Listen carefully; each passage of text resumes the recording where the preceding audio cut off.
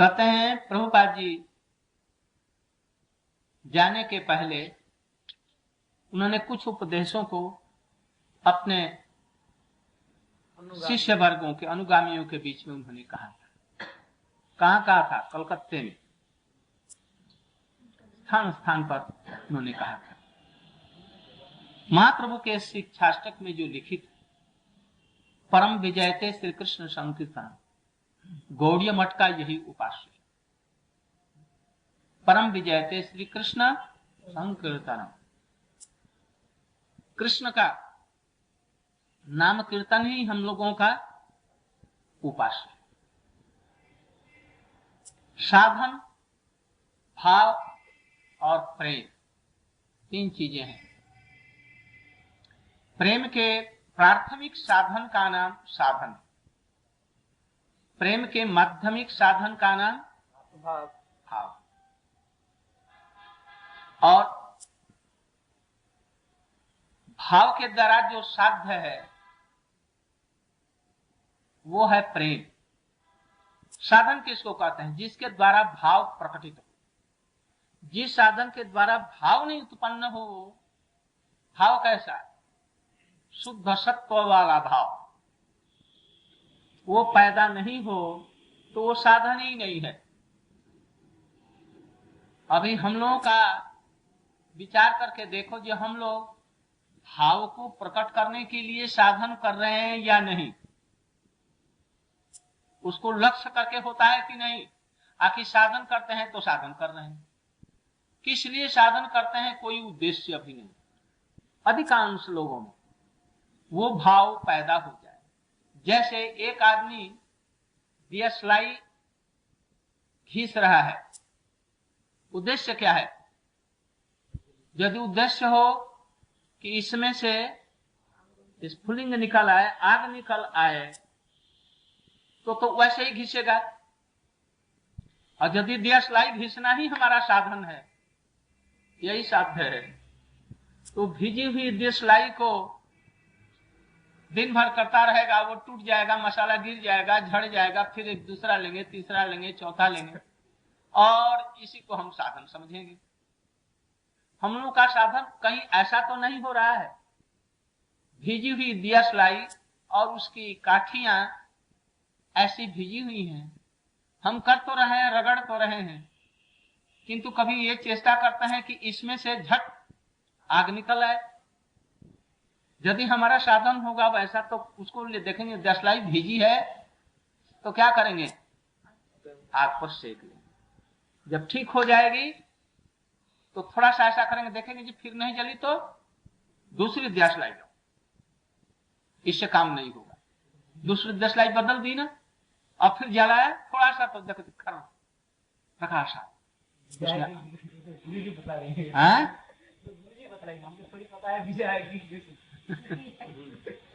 नहीं, गर्माहट आई कि नहीं ये तो हम तो समझेंगे ना। आग लग रही है, जल रही है कि नहीं ये तो मालूम होगा हमें।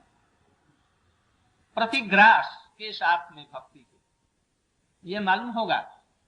खुदा निवृत्ति, तुष्टि और पुष्टि, ये तीनों चीजें होगी। और यदि नहीं है तो फिर वो साधन भी नहीं है और साधक भी नहीं है। तो कहीं हम लोग का साधन ऐसा तो नहीं हो रहा है? हम जो कुछ करते हैं इस दृष्टि से करो, भाव इसके द्वारा हमारा पैदा होगा कि नहीं? कृष्ण के प्रति हो रहा है कि नहीं? कुछ दियसलाई अंततः गर्म हो रही है कि नहीं, ये देखो। कहीं इसके द्वारा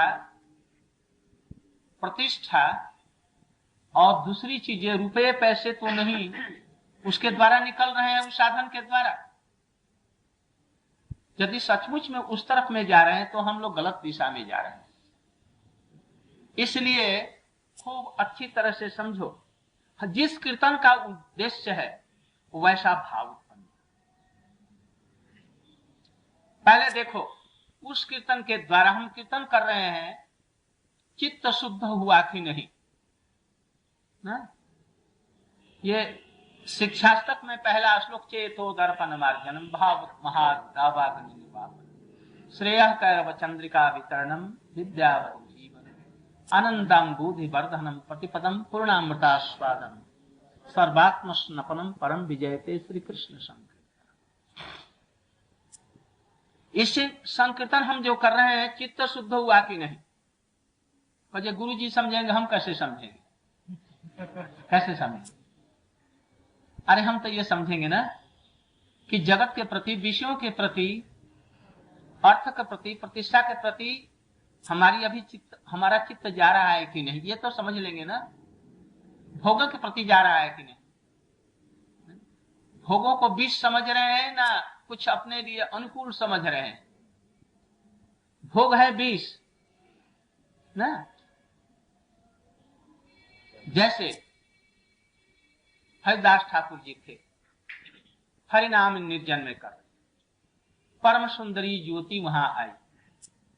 कहे प्रभु जी आपको रसोई नहीं बनाना पड़ेगा, आपको पानी नहीं भरना पड़ेगा, आपकी तुलसी की सेवा मैं कर दूंगी, आप दिन भर हरिनाम करें, सब प्रकार की सेवाएं हम कर, थक जाएंगे तो पैर भी दबा दूंगे, सब काम कर। अच्छा हरिदास ठाकुर जी ग्रहण कर लेते, लिए। इसलिए ऐसे ही प्रकार के जितने विषय के भोग हैं वो एक एक काम नहीं समझो, चाहे स्त्री हो चाहे पुरुष हो। केवल पुरुष के लिए ही नहीं कह रहा, सबके लिए। उसको यदि हम लोग विष समझें तब तो भाई ये भजन के लिए अनुकूल होगा, और नहीं अनुकूल समझ लिया इन्हीं चीजों को, सुंदर सुंदर चीजों को, अच्छी भोगों को, सुंदर पलंग को, तो क्या होगा? ये प्रतिकूल है। प्रतिकूल को ही अनुकूल समझना ये चित्त अशुद्धि है। चेतो दर्पण मार्जनम ये नहीं हुआ है? उसमें चित्त अपना प्रतिबिंबित जो अपना स्वरूप है उसमें नहीं होगा। दर्पण को निर्मल होना चाहिए, उस पर धूल इत्यादि नहीं होनी चाहिए, शुद्ध होना चाहिए, जिसमें अपना स्वरूप प्रतिबिंबित, अपना स्वरूप और पर स्वरूप, माया का स्वरूप, सभी जो जो स्वरूप है उस दर्पण में एकदम प्रतिबिंबित, जिसमें हम देख सकें, अपनी भूल दोष त्रुटि सब देख पड़े।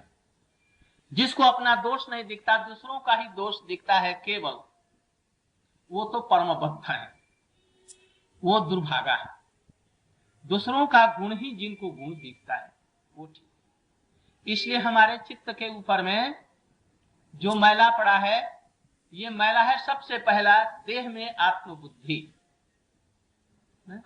देह में आत्मबुद्धि होना ही चित्त पर ये सब मैला पड़ा।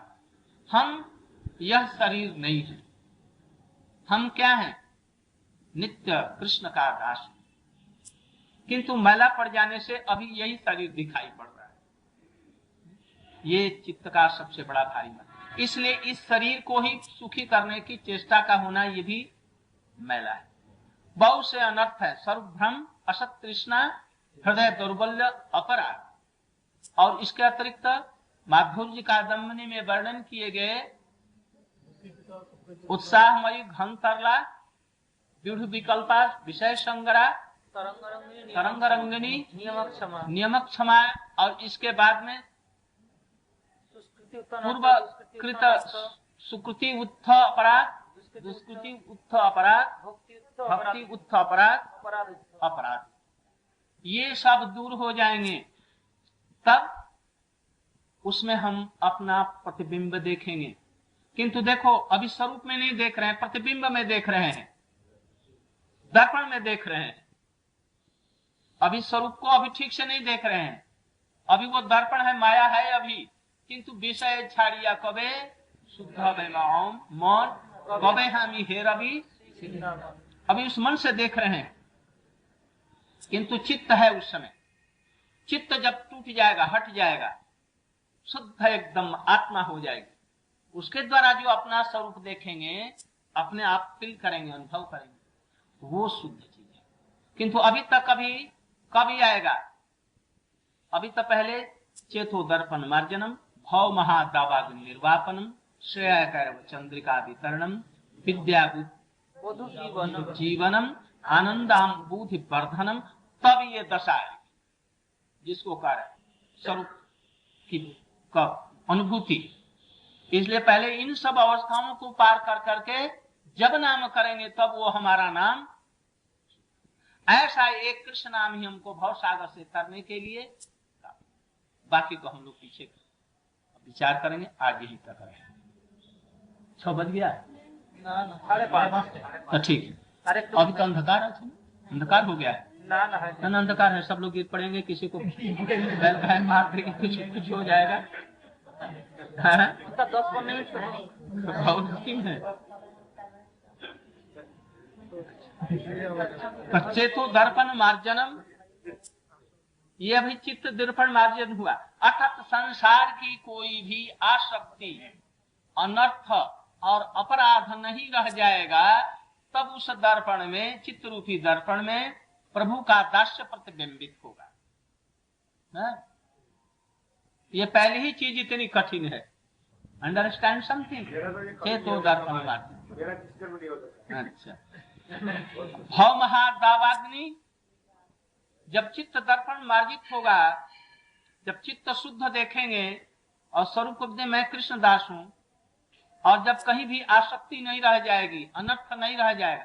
अनर्थ की आग लग रही, अभी अनर्थ की आग लग रही। मैं ये शरीर हूं, शरीर के कष्ट को, दुख को हम अपना दुख मानते, संसार के संबंधियों को हम अपना संबंधी मानते हैं, संसारिक लाभों को लाभ और हानि को हानि समझते।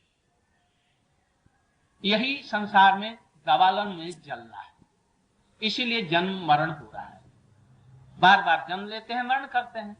जब ये चीज साफ हो जाएगी मैल, तब क्या होगा? चेतो दर्पण मार्जन के बाद भव महादावाग्नि, भव महादावाग्नि जो है वो निर्वापित हो जाएगी। अब हम साधन के क्रम में आ जाए।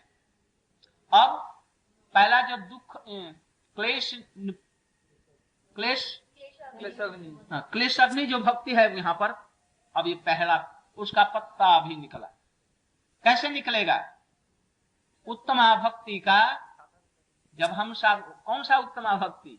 अन्नाभिलाषिता वाली भक्ति का जब हम साधन ठीक ठीक करने की चेष्टा करेंगे, उस समय में पहला पत्ता निकलेगा, क्लेश अग्नि। जितने प्रकार के क्लेश हैं सब दूर हो जाए, एक बार में दूर नहीं होंगे, धीरे धीरे धीरे धीरे। श्रद्धा होने पर अभी पूरी फौज है अनर्थों की, निष्ठा होने में अधिकांश सब ये दुख दूर हो जाए। निष्ठा से जहां रुचि की तरफ गई, आसक्ति जब हुई, तो प्राय की माने सब प्राय अनर्थ अब दूर हो गए हैं। स्थूल अनर्थ नहीं है, किंतु अभी उनका मूल है। जैसे हम यहाँ पर अभी मुंडन करा लिया, सफा चट हो गए ना, यहाँ वहां सबका केस चला गया, किंतु एक भी केस गया कहाँ है? वो मूल में है ना, जड़ में। अब वो जहां 2 दिन हुआ निकलने आ रहे, 8-10 दिन में फिर भर जाएंगे। बांस या दुर्वा घास, दूब की घास ऊपर से छीन दो, मालूम है जब मैदान में कोई घास नहीं, एकदम भंडा है। अब जहां 2 दिन के बाद, आज ये वृष्टि पड़ी है, कल जाना परसों मैदान में, देखना से सब हरी हरी घासों से एकदम भर गया। कहां से घास आई? उसका मूल उसमें है। उसी तरह से ये आसक्ति में, ये रूट में रह जाती है, ऊपर से दिखाई नहीं पड़ती कि उपयुक्त क्षेत्र मिल गया, पानी और भूमि मिल गई, तो फिर वो पनप जाएंगी अनर्थ। यदि वहां से भाव हो जाता है तब तो सदा के लिए वो मिट गई, और नहीं यदि कुसंग हुआ, विषय लोगों का संग, तब फिर वो पनप करके चारों तरफ में बढ़ करके छा जाएंगी और भक्ति को ही लोप कर देंगे। इसलिए भावावस्था तक भी लोग जाकर के यदि कुसंग में आए और अपराध किसी प्रकार का वैष्णव अपराध हो गया, तो वहां से भी लौट आते हैं, संभावना रहती है। इसलिए अपराध से शिवापराध से, नमापराध से, विशेष करके नमापराध से, वैष्णव अपराध से, गुरु अपराध से बच करके चलने की चेष्टा करनी चाहिए, किंतु होता नहीं है। हंसी में, दिलगी में, किसी न किसी रूप में हम लोग कुछ कर डालते हैं, किंतु धीरे धीरे इसको चलना चाहिए, हटाना चाहिए। तब भव महादावाग्नि निर्वापणम श्रेय कैरव चंद्रिका वितरणम। अब ये दूसरी पत्ती अब आरंभ हो रही, दूसरी शुभदा। जितने प्रकार के शुभ हैं, क्या शुभ है जगत में? धन का होना, अच्छे संतान का होना, कोई पद गंभीर मिल जाना, प्रतिष्ठा खूब संसार में हो जाए, समस्त विद्याएं प्राप्त कर, शरीर वज्र के समान सुदृढ़ और अत्यंत सुंदर रहे, बुढ़ापा नहीं आना, यही तो सब शुभ है। जागतिक ये सब शुभ है, किंतु ये सब शुभ नहीं है। शुभ क्या है? भगवान के नाम के प्रति रुचि होना, लीला कथाओं के प्रति रुचि होना, भगवान के भजन करने के जो अंग हैं साधन के, उनमें उत्कंठा जगना, कैसे उनको आचरण में लाएं, ये सब उत्कंठा यदि हो तो ये इससे शुभ। अब ये हुआ, ये शुभ जो है वो कुमुदनी का फूल है ना, कुमुदनी का फूल है। यदि चंद्र की किरणें उस पर पड़ेंगी तो कुमुदनी खिल जाएगी एकदम। कैसी होती है? शुभ्र, कोई दाग नहीं, कोई रंग नहीं, कोई कुछ नहीं, एकदम निर्मल होती है। ऐसे निर्मल शुद्ध भक्ति उसके हृदय में जागृत हो जाएगी। कैसे? नाम उसके लिए चंद्रिका है। नाम तो वो है चंद्र, और चंद्र की किरणें जैसे फूल पर पड़ती है और उसे फूल खिल जाता है, ऐसे नाम रूपी चंद्र, उससे किरण क्या हुई? नाम की शक्ति, नाम की शक्ति। और उस शक्ति के द्वारा, अर्थात तो पहले वो शक्ति रुचि, आसक्ति, निष्ठा, रुचि, आसक्ति के रूप में ये उस पर देती जाएगी। तो पहले कुढ़ी, कुढ़ी से ईशत विकसी पुनी, उससे थोड़ा सा और बढ़ जाएगी, फिर थोड़ी सी खिल जाएगी, फिर थोड़ी सी, और पूर्ण चांदनी पाते ही पूरी तरह से खिल जाएगी। तो जितने प्रकार के शुभ हैं, शुभ माने यहाँ पर भाव, निष्ठा, रुचि, आसक्ति, और इसके भाव में भाव आता है। जिसके भाव का ही विकसित अवस्था का नाम प्रेम है, तो वो भाव अवस्था में ना समस्त शुभों का ये, तो उसको ये हो जाता है। उसके लिए नाम कैसा है? चंद्रिका को वितरण करने वाला ये नाम है, उसका प्रभाव। यदि हम विचार करके देखें कि अच्छा, हम जो नाम करते हैं, हमारी भक्ति रूपी कुमुदनी खिल रही है, न कि संसार के भोगों में ही हमारी रुचि बनी हुई है, खाने में, पीने में, पहनने में, और अब सब चीजों में, अंगूठी में, ताबीज में, घड़ी में, और जो विषय हो सकता है, किस में हमारी रुचि है? देखो, दोनों तलवार एक म्यान में नहीं रहेगी। रजनी और रोबी, रजनी और रजनी, रोबी, सूर्य और रात एक म्यान में नहीं रह सकते। उसी प्रकार से दो तलवारें एक म्यान में नहीं रहेंगी। उसी प्रकार से माया और भक्ति एक साथ में नहीं रहेगी, हटेगी ही। इसलिए अब हमको देखना है कि कैसे हमारा ये सब भाव हट रहा है कि हम कहाँ हैं। श्रेया कैरव चंद्रिका वितरणम विद्या बधु, विद्या बधु के ये नाम जीवन स्वरूप है। विद्या किसको कहते हैं? कृष्ण को जिससे जाना जाए, विद्या भागवतावधि, जिसके द्वारा कृष्ण को जाना जाए, जीव तत्व को जाना जाए, माया तत्व को जाना जाए, इसको कहते हैं विद्या। विद्या ये धन उपार्जन की विद्या को विद्या नहीं कहते, या जागतिक साइंस, विज्ञान इत्यादि जो कहते हैं, ये सब अनर्थ है, अविद्या। इसलिए विद्या बधु, ये भक्ति उनकी बधु है। विद्या ये भक्ति, पहले साधन भक्ति, भाव भक्ति, अंत में प्रेम। प्रेमा भक्ति। यही प्रेमा भक्ति अंत में स्नेह, मान, प्रणय, राग, अनुराग, भाव, महाभाव हो करके, महाभाव ये प्रेम बन करके राधिका का स्वरूप बनता है। यही कृष्ण की वधू है। नाम और नामी दोनों एक है ना। तो विद्या वधू, विद्या रूप वधू, जो अंत तक महाभाव की अवस्था में श्रीमती राधिका के रूप में जो ये है, ह्लादनी और संबित का भाव जब संधिनी के ऊपर में परिपूर्ण रूप से प्रकाशित होता है, पूर्ण संधिनी के ऊपर में पूर्ण संबित और ह्लादनी का प्रकाश होना ही आराधा भाव प्रकाश। ये विद्या की वधू है। ये सब उनका एक किरण यदि हमारे हृदय में आए तो इसको कहते हैं भाव।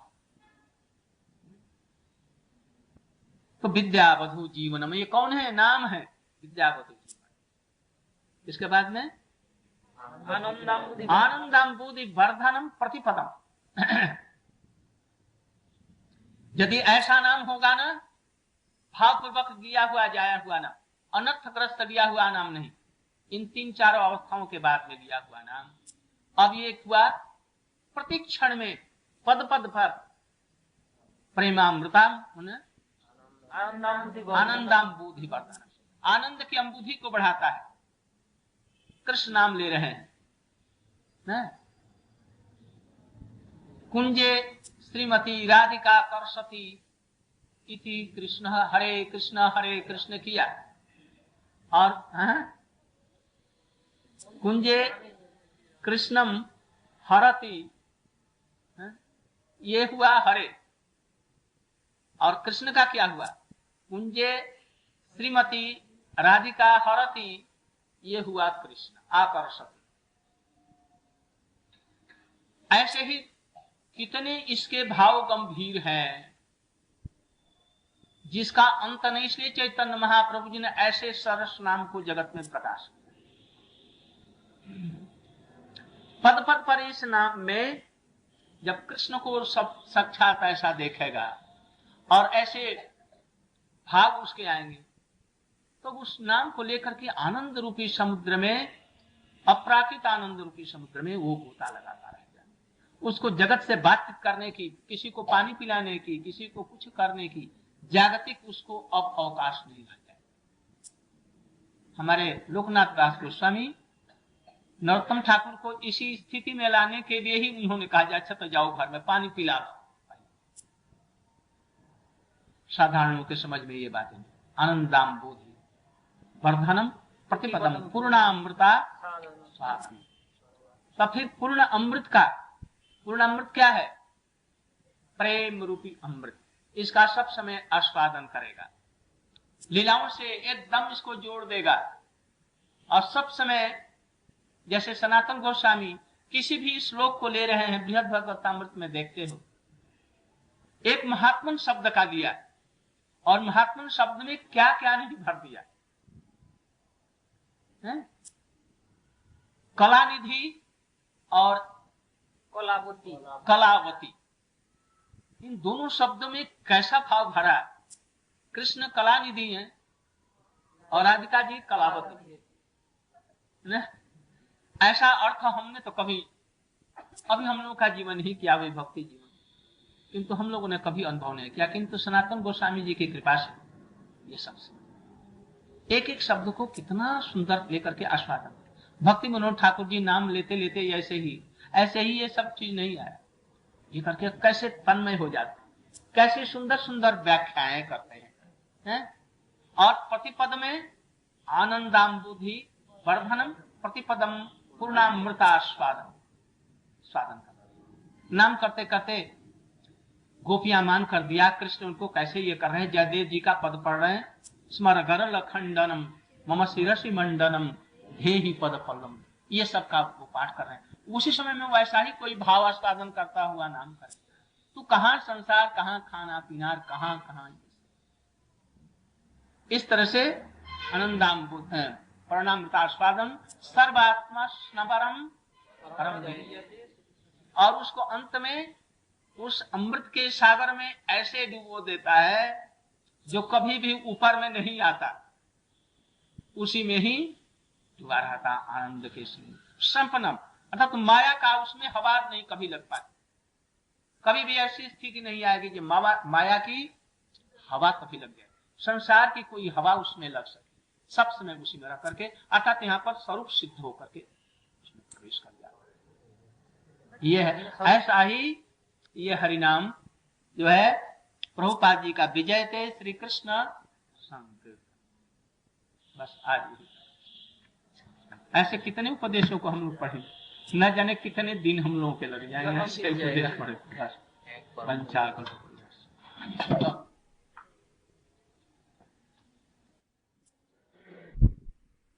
कृष्ण धर पर कृष्ण कृष्ण हरे हरे हरे राम